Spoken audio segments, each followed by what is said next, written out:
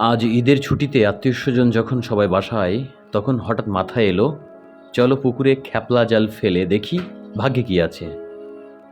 একবার দুইবার কয়েকবার জাল মারলাম, কিন্তু বড় কিছু ধরা পড়লো না।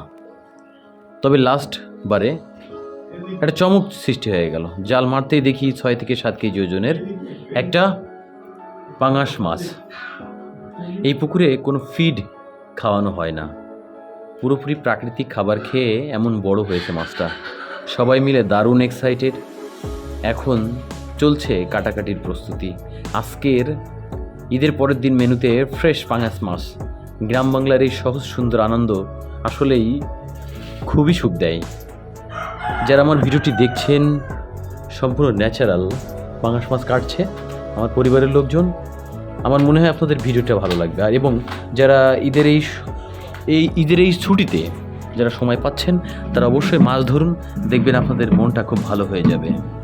এই মাছটা আমি, আমার নানু ভাই সবাই মিলে দেখছি, আমার খুব ভালো লাগছে। যদি আপনাদের ভালো লাগে ভিডিওটি, অবশ্যই কমেন্টস করে জানাবেন। ধন্যবাদ সবাইকে।